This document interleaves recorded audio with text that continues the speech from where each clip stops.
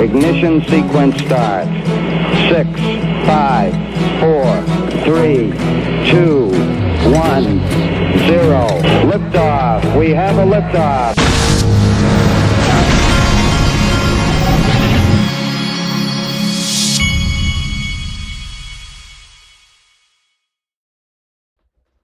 Hey everybody, this is the Digital Asset Investor, and boy have I been busy already this morning. I've already made one video.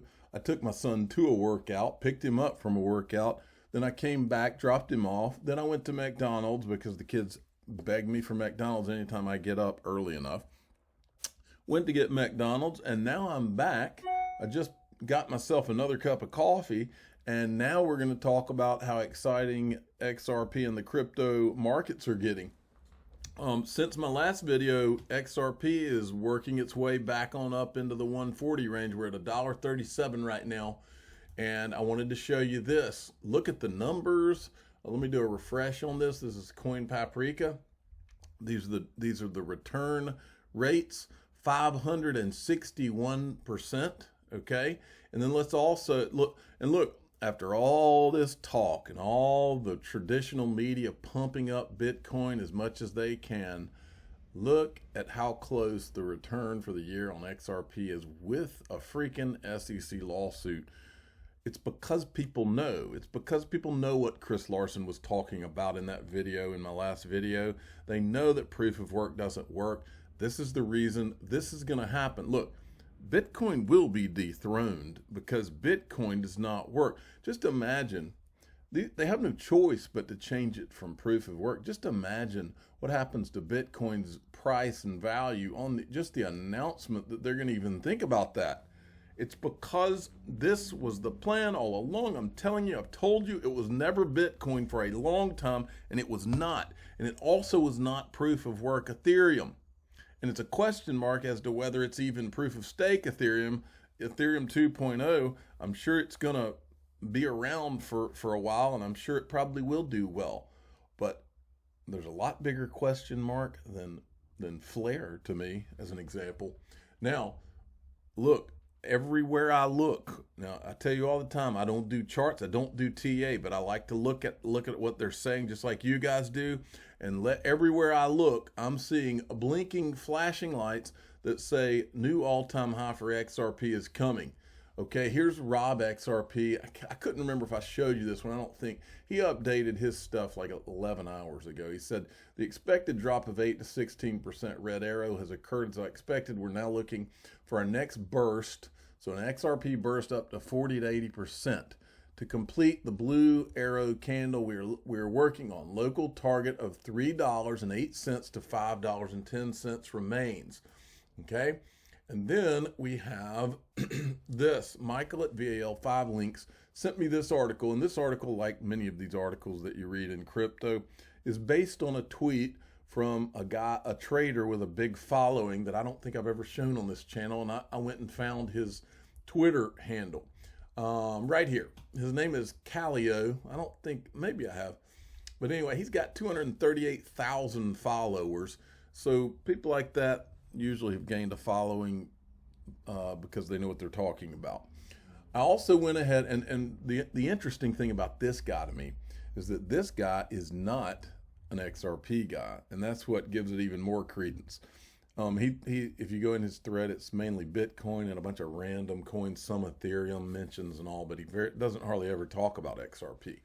So he's purely looking from an unbiased standpoint at the charts. I also went ahead and grabbed a bag of XRP on the breakout. When XRP makes this type of move, it doesn't typically slow down until it makes a higher high. I don't want to watch from the sidelines. More importantly, XRP is breaking out versus Bitcoin.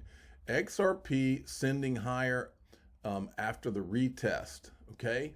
So everybody's saying the same freaking thing, folks. It just makes you think something's about to go down. And let me tell you what, I'll say it again. That April 30th court hearing that the judge has opened up to like 4,000 people, something about that. There's a lot of good vibes out there right now about that. Now, XRP Bart sent me this, the Liz Clayman tweet here. Brad Garlinghouse had retweeted it as well. 10 years later, the U.S. still lacks a clear regulatory framework for crypto. Assets like XRP are open source plus global by nature, and hundreds of projects are building with the XRP ledger. Innovation can't be stopped. It may just thrive out of the U.S. Thanks, Liz Clayman. So in other words, Brad Garlinghouse is saying again, look, this XRP thing is happening globally, whether the U.S. wants to be involved or not, and it's highly irresponsible for the U.S. to have approached it like it is, especially by one SEC chairman as he quits his job to lob a lawsuit out there. Awful. Okay, so let's look at, this was an interview that happened yesterday with Liz Clayman on Fox Business with Brad Garlinghouse. Watch this. Let's get to the man in the eye of the storm, Ripple CEO Brad Garlinghouse. Okay, Brad, epic moves in XRP, but you say that XRP is a currency. Where does the suit with the SEC stand? Well, look, I feel really good about the progress that has been made in the courts so far. It's been very clear to me, you have other parts of the U.S. government and saying that XRP is a currency, whether it be the Department of Justice, whether it be the U.S. Treasury has called XRP a currency. And so for the SEC, 8 or 9 years after XRP started trading, over $1 trillion has traded out there. For them to say, hey, we now think it's a security, you should have known that all along, that seems like a pretty hard to swallow. And look, Commissioner Persis deserves that crypto mom moniker, because she really has been supportive of the industry and really championed the need for that clarity that hopefully will now get through the court process. Well, this is an ongoing situation, but look at the spike, and some of the most recent spike has to do with the fact that a judge just actually dealt the SEC a bit of a blow here. The SEC did not like the motion that was set to prevent the SEC from receiving data that it really wanted from you guys. What do you read into that right now? And you've got a lot of XRP investors who are really concerned at the moment. Not this one. The SEC has fought us at kind of every step. We had sought discovery around how and why they concluded that Bitcoin and Ether were not securities. As you know well, under Chairman Clayton, Jay Clayton came out and said Bitcoin's not a security, and Bill Hinman came out as the director of corp finance at the SEC, said that ETH is not a security. And we have sought this information even before. Hey. So he's bringing up Jay Clayton and Bill Hinman. If you think Brad Garlinghouse and the people at Ripple and the lawyers are not watching all these clips we've been putting out showing the ridiculousness of what Jay Clayton said, and then showing Vitalik Buterin with his pre-sale, and showing what the Joseph Lubin guy said about how ICOs are a necessary part. If you think they're not watching those things, then my igloo in South Georgia is still for sale. It is a great place to live, and it will melt all around you within 24 hours because it's hot here this time of year, but it's a great thing to buy. The lawsuit, how were those determinations made? Given the similarities between... And by the way, I've never really thought about this. Is my igloo a security? Jay Clayton would probably think so. XRP as an open sourced, decentralized technology, how is it that one can be determined to not be a security and the other is a security? And so if it's not obvious to us as experts, how could it be obvious to the industry? And really the SEC did, Jay Clayton bringing this lawsuit did a lot of damage to those XRP holders. The day the lawsuit was filed, $15 billion of value was driven out of the XRP ecosystem. And that affected the exact people that the SEC is empowered to protect. Bingo. Let me play devil's advocate. All right, I'm not going to play the whole thing. I just wanted you to see that. You can go and check this out at Liz Clayman. You can hear that. There's so many other good pieces I need to play for you. Now, this is from Real XRP Boy. This guy, let me just do an aside here. Real XRP Boy, as well as I Am Legion, who I'm about to show you, these guys deserve a lot of credit. Look, at some point, these history books on Ripple and XRP and digital assets are going to be written. And these are two guys. I mean, look, there are some freaking rock stars who have been on Twitter and on YouTube who deserve a lot of credit. And maybe they don't care about credit But at some point, these history books are going to be written. I believe not just books, I believe documentaries will be made about what we've all been through and what we've all talked about and covered and seen. And this little tiny, I believe I'll go a step further. You remember the movie I talk about all the time, The Big Short, about the financial crisis? The story here, any of you, and by the way, any of you people out there in Hollywood, you want a Big Short on steroids, this movie is 1,000 times better than The Big Short. And I showed the other day they're going to have, there was like a 4, at the end of The Big Short, he writes on the chalkboard that there's like a 400% gain or something, 400 or 500% gain. And then in this right now, if you write the story of XRP, we're talking thousands of percent right now.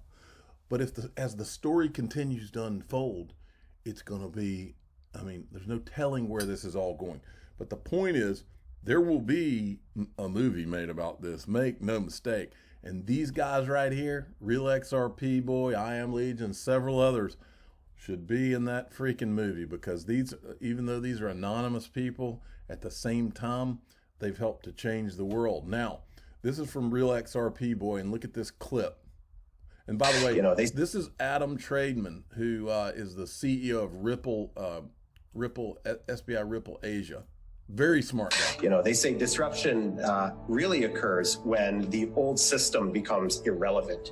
Not that it becomes improved, it becomes irrelevant, right? And that's like going from, CDs to MP3s and iPods and things of that sort, right? And I think those sort of paradigm shifts, unfortunately, we can learn from them when we talk about money and banking and finance, but we can't mirror that. And the reason is, like was just said, they have to coexist for some time because there's inertia in banking. There are bigger companies and governments even who have a lot to lose through this transformation. And it's not just about money, it's control and it's power, right? And so there's got to be sort of a more of a compromise, really, right? It can't. And by the way, while I'm thinking about it, he's retweeting this. This may be a clip from one of XRP Darren. He's at Fame21 More. Speaking of legends who will be in that movie, this guy right here. So go give him a follow. Give at boy_XRP a follow. And then I'm going to show you I Am Legion. Here's another one, Esoteric XRP. Either gold or all the money. And this is a retweet of this. If the SEC declares XRP as a currency, it will be the world's reserve currency backed by gold. If the SEC declares XRP as a security, it will follow Kendra Hill's theory. XRP will be a derivative security and will cover the derivative markets. $1 quadrillion. XRP always wins. I'm kind of putting my money somewhere in here. Now, I Am Legion did a freaking fantastic thread. Now, first, go follow. This is another legend. At PAISAN 268849860. The only thing I don't like about I Am Legion is his long number and all this, because every time I bring him up, which is a lot because of how good of stuff he puts out, I've always had to say this, and I always think to myself, man, I wish he had come up with a shorter or something you could remember a little easier. But I think he did that just because he wasn't trying to market anything. He was just doing it because of his genuine interest in this stuff.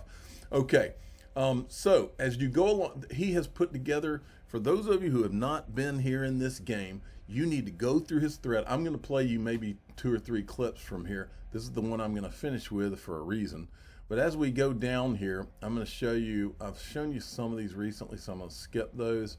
But like there's some, like this is the time that the CEO, he's now the ex-CEO of Swift, is on stage with Brad Garlinghouse. And when I look at this in hindsight, I'm sitting there thinking, how in the world and why in the world did they match the CEO of Swift, which Ripple admittedly was trying to replace? Why would they put them on the same stage? It's kind of surreal.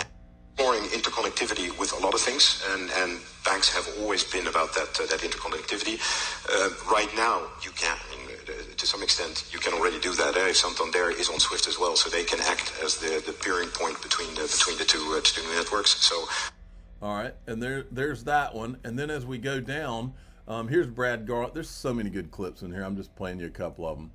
blockchain technology to banks and payment providers and other financial institutions to do real-time settlement between banks. So today, if Morgan wanted to send $10,000 to London right now, the fastest way for her to do that is to drive to Newark or JFK and fly it there.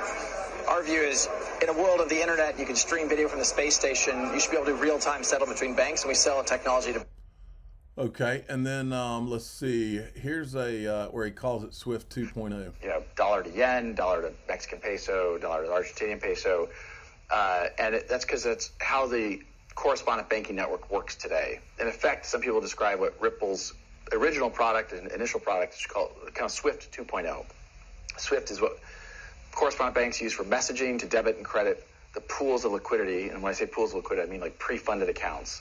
The Bank of Jen and the Bank of Brad would have accounts at each other's banks, and you might be Mexican peso, I'd be dollar, and we debit and credit those with messaging.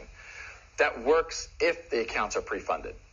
And what we have found is there's more efficient ways to manage liquidity. If you as a bank don't have to put money at my bank and I don't have to put money at your bank, I can use that money for other things. It's working capital. Okay, and as we go down, let's see. Here's one where Chris Larson is talking about this guy, talk about somebody who's going down in the history books. Listen to this. The globalization has gotten a bad rap lately, rightly so, but not because it's a bad thing, but rather it's an incomplete thing.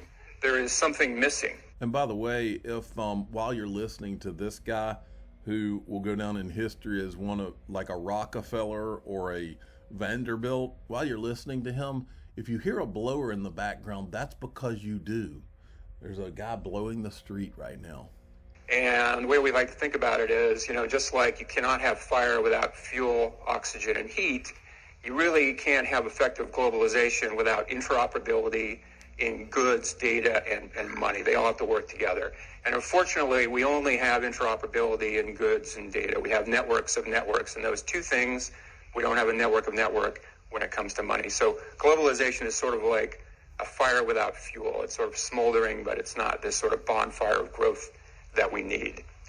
When you think about how we got here, think about how shipping used to be before the shipping container. So in the 1900s, for example, incredibly inefficient, very labor intensive, and it's because goods were packaged differently everywhere. So they get to port, you'd have to sort of unpack them, ship them again, super inefficient, huge drain on global growth. And then along comes the shipping container, and now you had interoperability from ship to truck to train, port to port, country to country. This made things hugely more efficient. In the next 20 years after this came about, you had about a 700% increase in global trade. We all know the story with data. The internet is basically a network of networks. Now you have 3 billion people that are communicating without being on the same network. But that's not the case with money. Money is not interoperable globally.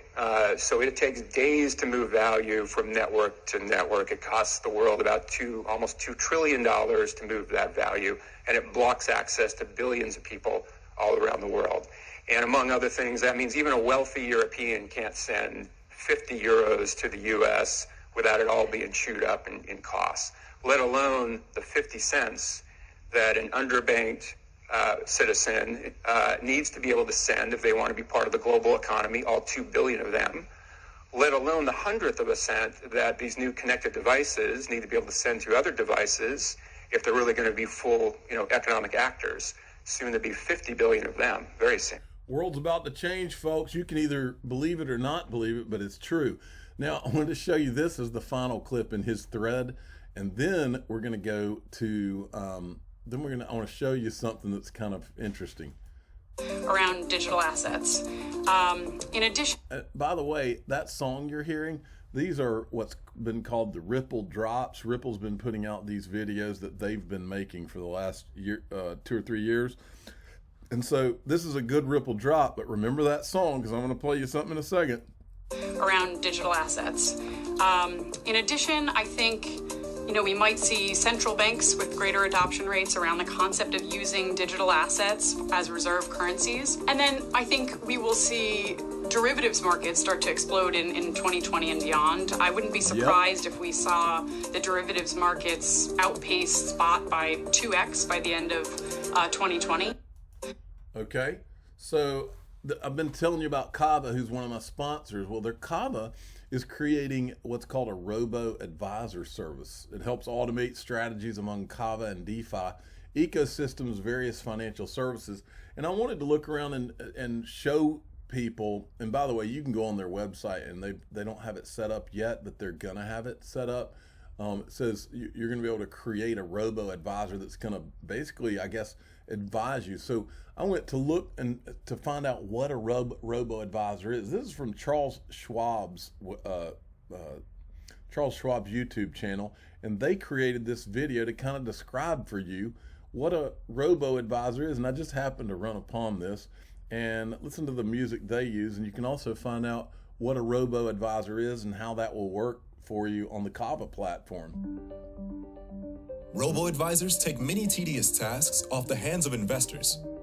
In the past, if you wanted to build a diversified portfolio of investments geared towards your time frame and sensitivity to risk, but didn't want to work with a professional advisor, you had to handle the research, pick the investments, and do all the buying and selling yourself. Maintaining your portfolio also meant monitoring it regularly to keep everything on track as the markets changed.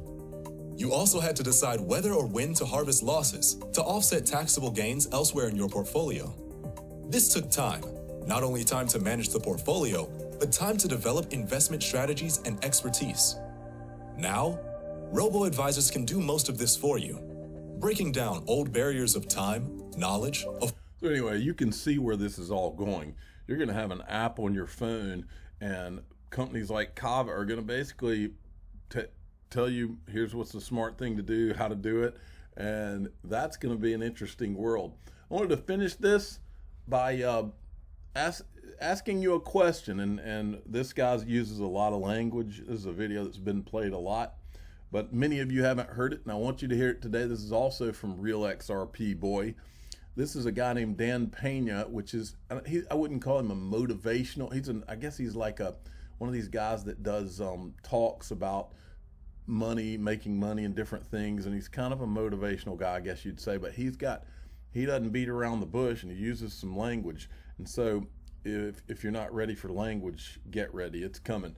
But I want to ask yourself the question, because you need to ask yourself the question, what are you going to tell your grandkids? Where were you when the world changed and that was the greatest wealth transfer in the history of the world? Because he's asking you here. Now, what are you going to tell your kids and your grandkids 25 years from now when they say, gee, Daddy, gee, Grandpa, what were you doing other than having your thumb up your big fucking ass during the greatest transformation of wealth in the history of the world? What were you fucking doing? Fuck all, nothing. That's what most of you will tell them, your grandchildren and your children. It's never going to get any better than this, kids. This is the, as I said on YouTube, the eye of the perfect motherfucking storm. This is it. Do you know what I'm going to tell my grandkids? I'm going to tell them that I was the digital asset investor, but I was not an investment advisor. I'm going to tell them to subscribe and hit the like button, and to tell their friends and family that I was here. I was here during the greatest wealth transfer, and I did everything I could do for my family during that time. And I tried to tell the world, whether they listened or did not listen, I tried to tell the world. Thank you for listening. Oh, by the way, I am the digital asset investor, and I am not an investment advisor. And this is for entertainment purposes only.